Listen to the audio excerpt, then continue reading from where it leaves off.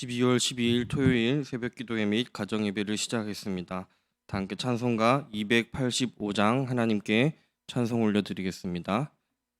찬송가 285장입니다.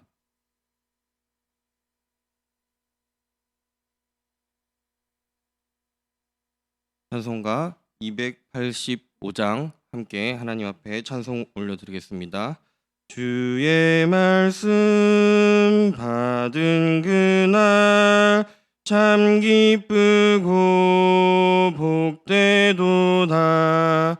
이 기쁜 맘 못 이겨서 온 세상에 전하노라. 기쁜 날 주 나의 죄 다 씻은 날 늘 깨어서 기도하고 늘 기쁘게 살아가리. 기쁜 날 주 나의 죄 다 씻은 날 이 좋은 날 내 천한 몸 새 사람이 되었으니 이 몸과 맘 다 바쳐서 영광의 주를 섬기리. 기쁜 날 주 나의 죄 다 씻은 날 늘 깨어서 기도하고 늘 기쁘게 살아가리. 기쁜 날 주 나의 죄 다 씻은 날 새 사람 된 그날부터 평안한 맘 늘 있어서 이 복된 말 전하는 일 나의 본분 삼았도다. 기쁜 날 주 나의 죄 다 씻은 날 늘 깨어서 기도하고 늘 기쁘게 살아가리. 기쁜 날 주 나의 죄 다 씻은 날 아멘. 하나님의 말씀 다니엘 12장 1절부터 13절까지의 말씀입니다.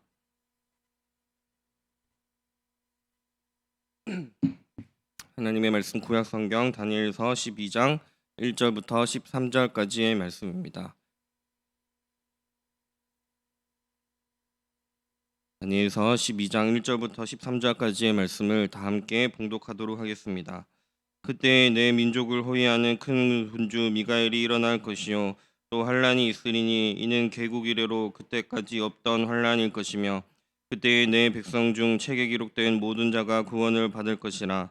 땅의 티끌 가운데에서 자는 자 중에서 많은 사람이 깨어나 영생을 받는 자도 있겠고 수치를 당하여서 영원히 부끄러움을 당할 자도 있을 것이며 지혜 있는 자는 궁창의 빛과 같이 빛날 것이요 많은 사람을 옳은 대로 돌아오게 한 자는 별과 같이 영원토록 빛나리라. 다니엘아, 마지막 때까지 이 말을 간수하고 이 글을 봉함하라. 많은 사람이 빨리 왕래하며 지식이 더하리라. 나 다니엘이 본즉 다른 두 사람이 있어 하나는 강 이쪽 언덕에 섰고 하나는 강 저쪽 언덕에 섰더니 그 중에 하나가 세마포 옷을 입은 자 곧 강물 위쪽에 있는 자에게 이르되 이 놀라운 일의 끝이 어느 때까지냐 하더라. 내가 들은즉 그 세마포 옷을 입고 강물 위쪽에 있는 자가 자기의 좌우 손을 들어 하늘을 향하여 영원히 살아계시는 이를 가리켜 맹세하여 이르되 반드시 한때 두때 반때를 지나서 성도의 건세가 다 깨지기까지이니 그렇게 되면 이 모든 일이 다 끝나리라 하더라. 내가 듣고도 깨닫지 못한지라. 내가 이르되 내 주여 이 모든 일의 결국이 어떠하겠나이까 하니 그가 이르되 다니엘아 갈지어다. 이 말은 마지막 때까지 간소하고 봉함할 것임이니라. 많은 사람이 연단을 받아 스스로 정결하게 하며 희귀할 것이나 악한 사람은 악을 행하리니 악한 자는 아무것도 깨닫지 못하되 오직 지혜 있는 자는 깨달으리라. 매일 드리는 제사를 폐하며 멸망하게 할 가증한 것을 세울 때부터 1290일을 지낼 것이요 기다려서 1335일까지 이르는 그 사람은 복이 있으리라.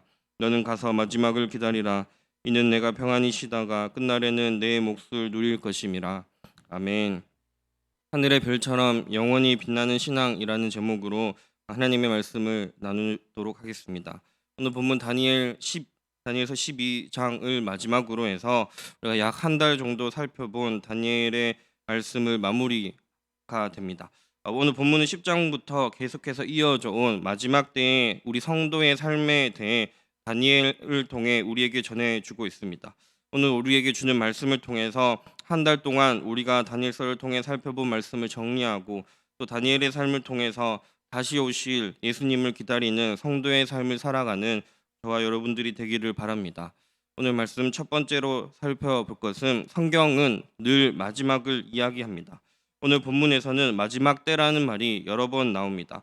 1절에 그때라는 말이 또 마지막을 상징하고 있고 4절에는 마지막 때까지라는 말이 나오고 9절에도 마지막 때까지 13절에도 마지막이라는 말이 나타납니다. 우리는 하나님께서 다니엘을 통해 또 다니엘에게 또 오늘날 우리에게 무엇인가 끝나는 시점이 있다는 것을 이야기하는 것을 알 수 있습니다. 오늘 본문 12장 1절을 보면 그때라고 시작합니다. 여기서 그때 어떤 일정한 특정한 시간을 가리키는 이 때는 크게 두 가지로 해석합니다. 먼저는 지금으로부터 약 2000년 전에 그 당시 다니엘 시대에 유대인들을 극심하게 박해했던 안티오코스 에피파네스의 시대가 끝나는 것을 이야기합니다.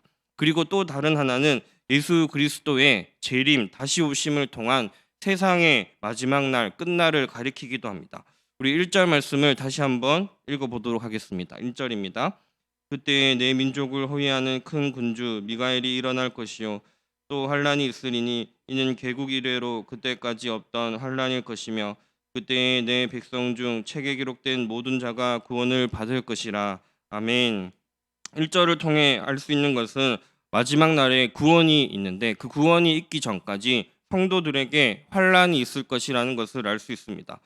정리하면 다니엘서를 통해 하나님께서 우리에게 하시는 것은 많은 하나님의 백성들과 성도들이 환란을 겪게 될 것이라고 이야기합니다.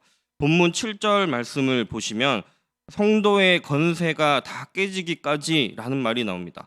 성도의 건세가 다 깨지기까지 이런 어려움들이 일어난다라고 합니다.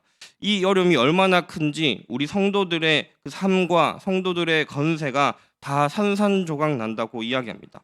우리 성경 곳곳에는 성도들이 받게 될 고난에 대해서 분명히 이야기하고 있습니다. 그런데 말씀을 잘 살펴보면 놀라운 것은 고난이 찾아올 때 피하려고 애쓰거나 마지못해 그것을 받아들이거나 아니면 박해하는 사람들에게 같이 싸우고 투쟁을 하는 것이 아니라 기꺼이 그 고난을 받고 감수하도록 말씀하고 있습니다. 기쁨으로 고난을 받도록 이야기하며 고난 받는 것을 더 나아가 영광이라고 이야기합니다. 우리가 잘 알듯이 예수님이 부활 승천하시고 로마 제국에 그리스도를 주로 고백하는 자들이 늘어나기 시작하자 네로 황제는 극심하게 이들을 박해하기 시작합니다. 네로 황제와 그 뒤를 이은 도미티아누스라는 황제는 수많은 그리스도인들을 이유도 없이 원형 경기장에 굶주린 맹수의 먹이로 집어넣었습니다. 그런데 원형 경기장에 던져진 그리스도인들이 죽음의 그 순간에도 평안한 모습으로 찬송하고 노래하는 모습, 또 당시에는 어떤 사람으로서 인격적인 취급을 받지 못하던 여성을 먼저 감싸고 보호하는 모습, 이런 모습들로 인해서 오히려 더 많은 사람들이 그 원형 경기장에 그리스도인들이 죽는 모습을 보려고 참가했다가 오히려 예수 그리스도를 주로 고백하는 자들이 더 늘어나게 됐다고 합니다. 이런 모습들로 인해서 심지어는 도미티아누스 로마 황제, 그러니까 많은 그리스도인들을 원형 경기장에 집어넣었던 도미티아누스 로마 황제의 아내 중 한 사람이 예수님을 믿게 되기도 합니다. 오늘날을 살아가는 우리 그리스도인들도 그리스도인으로 살아가다 보면 개인적인 고난이 찾아오기도 하고, 가정의 어려움이 찾아오기도 하고, 또 직장의 어려움이 찾아오기도 하고, 교회의 고난이 오기도 하고, 지금처럼 전염병으로 국가적인 어려움의 시간들이 찾아오기도 합니다. 오늘 말씀은 우리 그리스도인들이 이렇게 어려움의 시간을 지나가는 모든 것이 하나님의 섭리와 역사 속에, 계획 속에 있는 것이며, 또 이 시기를 지나가면서 우리가 어떻게 살아가야 하는지를 말씀해 줍니다. 오늘 말씀 두 번째를 살펴볼 곳은 악인과 지혜 있는 자가 구별됩니다. 오늘 본문이 이야기하는 환난의 때를 지나고 마지막 날이 올 때까지 일어나는 이 어려움들을 통해서 한 가지 결과가 주어지는데, 악인과 지혜 있는 자가 구별되는 것입니다. 함께 본문 2절과 3절 두 절 말씀을 다시 한번 읽어보도록 하겠습니다. 2절 3절입니다. 땅의 티끌 가운데에서 자는 자 중에서 많은 사람이 깨어나 영생을 받는 자도 있겠고, 수치를 당하여서 영원히 부끄러움을 당할 자도 있을 것이며, 지혜 있는 자는 궁창의 빛과 같이 빛날 것이요, 많은 사람을 옳은 대로 돌아오게 한 자는 별과 같이 영원토록 빛나리라. 아멘. 방금 읽은 말씀에 따르면 영원히 부끄러움을, 수치를 당하는 사람이 있고, 별과 같이 영원토록 빛나는 사람이 있습니다. 10절에도 비슷한 말씀이 있습니다. 제가 10절 말씀을 한번 읽어드리겠습니다. 많은 사람이 연단을 받아 스스로 정결하게 하며 희귀할 것이나, 악한 사람은 악을 행하리니 악한 자는 아무것도 깨닫지 못하되 오직 지혜 있는 자는 깨달으리라. 아멘. 악한 자는 환난의 때를 지나면서, 어려움의 순간을 지나면서 더욱 악을 행하게 됩니다. 초대교회 시절에 기독교가 박해받을 때 많은 믿음의 순교자들이 있었던 그 반면에, 또 한편으로는 많은 배교자들이 있었습니다. 로마에서 기독교인들을 박해할 때 정책 중에 하나가 모든 성서와 모든 성경과 모든 기독교 관련된 서적을 불태우는 분서갱유가 일어났습니다. 이때 배교자들이 살아남기 위해 책을 넘겨 주었습니다. 그래서 초대교회 시절에 배교자를 영어로 트레디터라고 하는데, 이는 교환하다라는 의미의 트레이드에서 파생된 단어입니다. 그러니까 믿음을 지키고 하나님의 말씀을 우리에게 전달해주는 성서와, 또 같이 믿음 생활하는 형제 자매와 로마와 그것들을 교환하면서 트레이드라는 단어에서 배교자라는 단어가 나온 것입니다. 환란이 찾아올 때에 자기 자신이 살아남기 위해 타협하고 배반하고 성동하고 더욱 악을 행하는 자들이 있습니다. 오늘 말씀에는 이런 악인들이 수치를 당할 것이라고 합니다. 반대로 지혜 있는 자들이 본문에 등장합니다. 특이한 것은 본문에서 악인의 반대말로 선한 사람이라고 하지 않고 지혜 있는 사람이라고 이야기한다라는 것입니다. 하나님께 구원을 받고 별과 같이 영원토록 빛나는 사람은 단순하게 선한 행위를 하는 사람이 아니라 하나님 나라의 구속의 원리, 예수 그리스도의 십자가 죽음과 부활의 원리를, 예수 그리스도께서 이 땅에 오신 이유와 또 다시 이 땅에 오실 것을 깨달은 지혜 있는 사람임을 알 수 있습니다. 지혜 있는 사람은 어떤 사람인지 3절을 통해 알 수 있습니다. 3절에 보면 지혜 있는 사람은 많은 사람을 옳은 대로 돌아오게 하는 자라고 이야기합니다. 그러므로 우리가 예수 그리스도께서 다시 올 때까지 여러 가지 우리의 신앙과 우리의 개인적인 삶의 고난 중에서도 성도의 삶을 제대로 살아간다라는 것은 환난 중에도 많은 사람을 옳은 대로 돌아오게 하는 삶을 살아가는 것이 하나님 앞에 지혜 있는 사람입니다. 당연히 올바른 성도의 삶은 선교적인 삶을 살아가는 것입니다. 선교적인 삶을 살아간다라는 것은 선교사를 파송하고 후원하는 것으로 우리의 책임이 끝나는 것이 아니라, 우리의 삶의 자리에서, 나의 삶에 주어진 환경에서, 가정에서, 직장에서, 이웃들과의 그 자리에서 많은 사람들을 옳은 대로 하나님의 품으로 인도하는 일을 감당해야 합니다. 이 때문에 우리의 말이, 행동이 주변의 사람들에게 어떤 영향을 미치는지 잘 살펴야 할 것입니다. 내 말과 행동이 누군가를 실족하게 하지는 않는지 주의해야 합니다. 로마 시대 초대교회 교인들과 또 초기 우리 한국 교회 교인들은 특별하게 전도 행사나 집회를 열지 않았습니다. 그리스도의 향기가 나는 그들의 삶을 통해서 이교도들이, 이방인들이, 박해자들이 자연스럽게 주님께로 돌아오는 일들이 일어났습니다. 코로나를 지나며 많은 목회자들과 신학자들이 동일하게 하는 말이 우리의 신앙의 민낯이 드러나게 될 것이라고 이야기합니다. 교회에 나와서 예전처럼 함께 믿음의 생활을 하지 못하고 있습니다. 우리는 각자의 삶의 영역에서 자기 스스로 믿음 생활의 몫을 감당해야 합니다. 여기서 우리의 진짜 믿음의 분량이 드러나게 됩니다. 캐나다에서 교회사를 가르치고 있는 최종원 교수는 초대 교회사에 관한 그의 책을 통해서 박해의 때가, 어려움의 때가, 지금처럼 우리가 영적으로 힘든 시절이 어느 것이 진짜 열매인지 쭉정이인지 드러나는 때라고 이야기합니다. 그런데 역설적인 것은 박해를 받으면 멸종해야 하는데, 박해를 받으면 모든 것이 사그러져야 하는데, 오히려 더 많은 사람이 교회로, 진정한 기독교 신앙으로 돌아오게 되었다라고 이야기합니다. 우리는 주님께서 다시 오실 때까지, 우리가 주님을 만나게 되는 날까지 악인으로 살아가는 것이 아니라 많은 사람을 옳은 대로 돌아오게 하는 하나님 앞에 지혜로운 사람으로 살아가야 합니다. 오늘 말씀 마지막 세 번째로 살펴볼 것은 성도의 삶을 묵묵하게 걸어가야 합니다. 오늘 본문에서 다니엘은 하나님께로부터 이 환란의 때와 마지막 때에 관한 이야기를 듣습니다. 그런데 이 이야기를 들은 다니엘의 반응은 깨닫지 못하고 혼란스러워하고 있습니다. 함께 마지막으로 8절 말씀을 다시 한번 읽어보도록 하겠습니다. 8절입니다. 내가 듣고도 깨닫지 못한지라 내가 이르되 내 주여 이 모든 일의 결국이 어떠하겠나이까 하니 7장부터 12장까지에는 다니엘이 여러 가지 하나님께서 보여주시는 환상을 보기도 하고 또 하나님 앞에 엎드려 기도하기도 하는데 이 7장부터 12장까지 매 장을 살펴보면 하나님 앞에 그 응답을 듣는 다니엘의 모습은 매 장마다 번민하기도 하고 괴로워하기도 하고 깨닫지 못하기도 하는 모습을 보입니다. 다니엘은 하나님께서 보여주시는 환상과 음성을 직접 경험하지만 잘 이해하지 못하기도 하고 지쳐 쓰러지기도 합니다.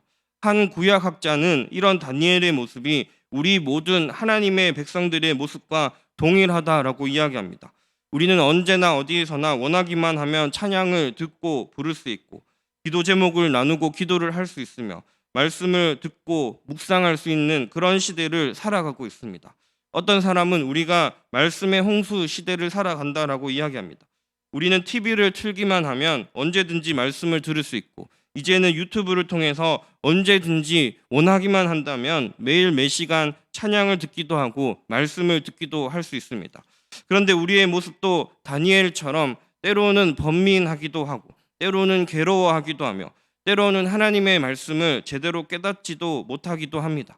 이런 다니엘에게 하나님께서 반복해서 말씀하시는 명령이 있는데 9절과 13절에 보시면 각각 하나님께서는 다니엘에게 가라라고 명령하십니다.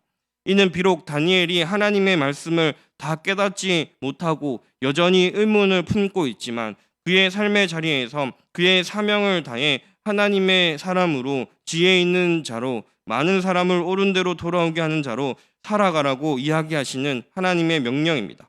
우리도 때로는 하나님 앞에 정말 간절하게 기도하고 또 간절하게 뜻을 찾기 위해서 말씀을 보고 묵상하지만 때로는 하나님의 음성이 너무나 희미할 때가 많습니다.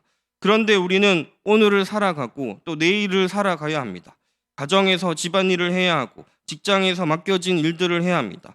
하나님께서는 우리에게도 다니엘과 마찬가지로 가라라고 명령하십니다.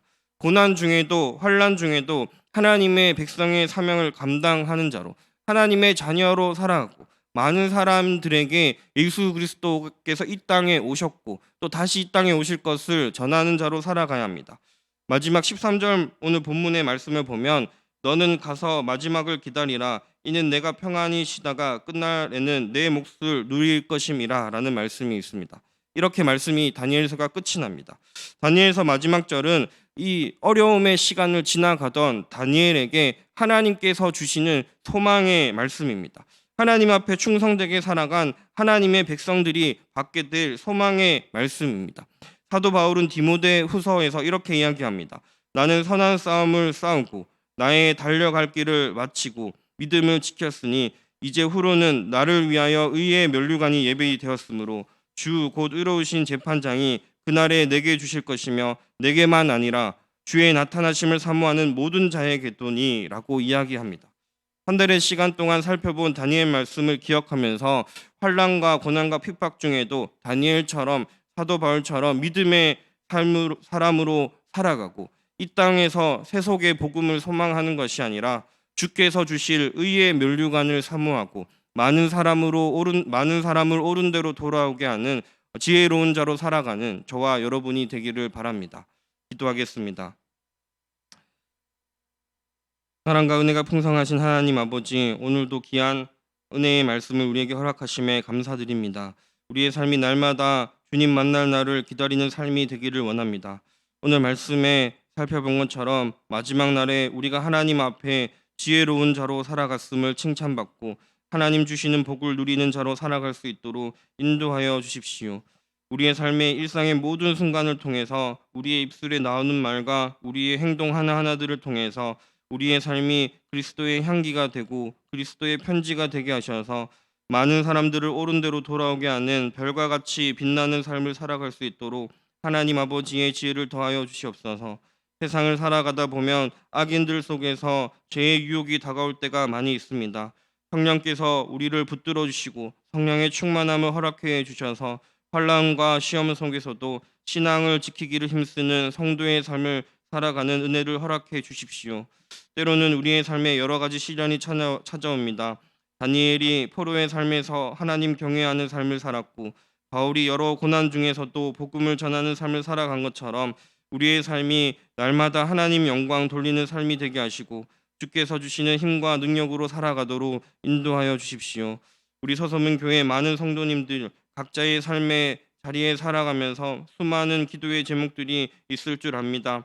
우리의 작은 신음에도 응답하시는 하나님 아버지께서 그 간절한 기도마다 응답하여 주시고 가정의 어려움, 직장의 어려움, 개인적인 모든 기도의 제목들 또 코로나로 인한 여러 어려움들 속에서 우리가 고난을 바라보지 않고 살아계신 하나님을 바라보며 살아가는 믿음의 백성들이 되게 하시고 이를 통해서 우리 주변의 많은 사람들이 하나님의 사랑과 하나님의 능력을 경험할 수 있는 그런 은혜를 내려 주시옵소서.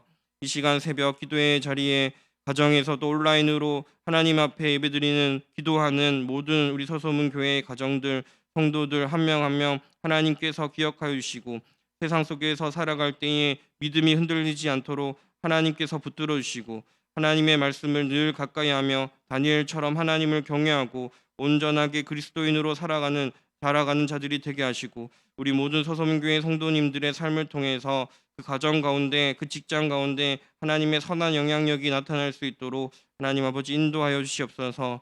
교회를 위해서 기도합니다. 우리가 한 해를 마무리하고 있고 또 대림절 기간을 지나가고 있으며 우리를 위해 이 땅에 오신 예수님을 기억하며 성탄절을 기다리는 시간들을 보내고 있습니다. 우리의 입술에 주님께서 주신 은혜와 감사의 그 입술의 제목들이 넘쳐나게 하시고 각 가정 가운데 이 시간들을 통해 믿음이 자라나게 하시고 코로나가 심해져서 다시 모이기 힘든 시간을 보내고 있지만 우리 모든 성도들이 한 마음 한 뜻으로 교회를 위해서 기도하고 나라를 위해서 기도하며 서로 사랑하기를 힘쓰고 연약한 자들을 돌보고 예수 그리스도를 머리로 한 몸된 지체들이 될 수 있도록 주님의 능력을 더하여 주시옵소서.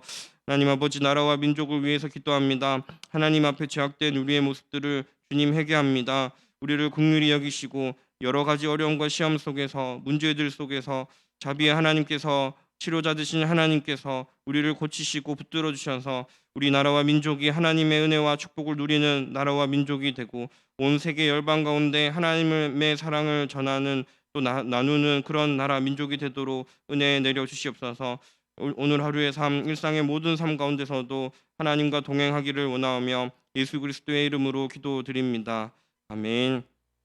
하늘에 계신 우리 아버지, 아버지의 이름을 거룩하게 하시며 아버지의 나라가 오게 하시며 아버지의 뜻이 하늘에서와 같이 땅에서도 이루어지게 하소서. 오늘 우리에게 일용할 양식을 주시고 우리가 우리에게 잘못한 사람을 용서하여 준 것 같이 우리 죄를 용서하여 주시고 우리를 시험에 빠지지 않게 하시고 악에서 구하소서. 나라와 권능과 영광이 영원히 아버지의 것입니다. 아멘.